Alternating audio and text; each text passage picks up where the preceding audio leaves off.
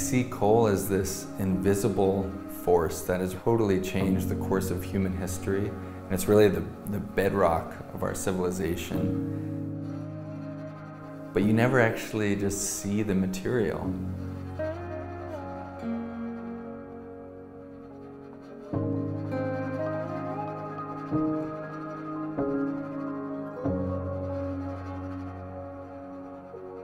I've been working with coal for about 6 years now. It's really a conversation with the material. I'm not that interested in carving the pieces of coal or trying to shape them into something that they're not. I'm interested in taking the pieces that we have and then finding ways for them to interact with each other. I just want to show this material to people because I think it's so beautiful. People have a lot of baggage in terms of their relationship to coal.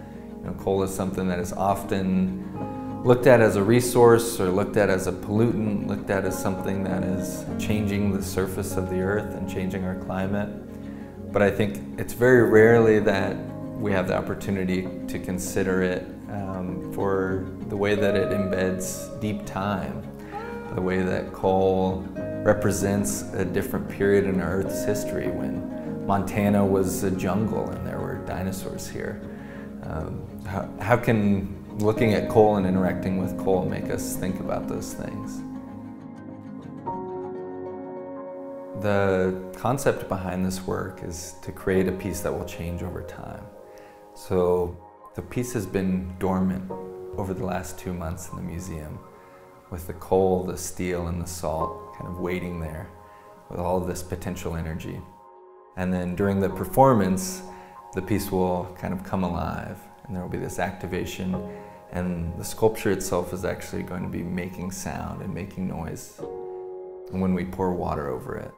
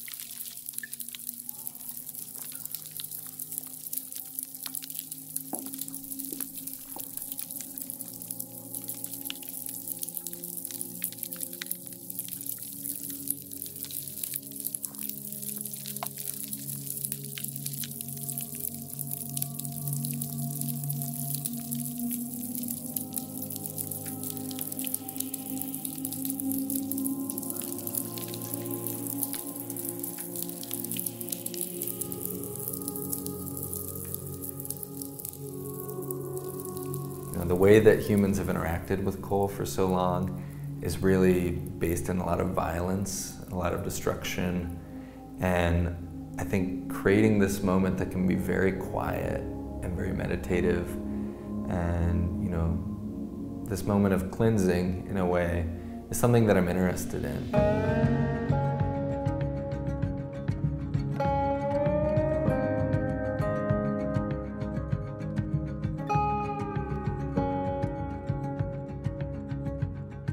The water will work its way down through the coal and into that salt and the steel base. The idea is that that water will then become very salty. And because coal is hydrophilic, when it's underground, it kind of acts like a sponge and soaks up all of the water around it. The coal will then soak up all of that salty water, and salt crystals will start to precipitate out on the surface of the coal.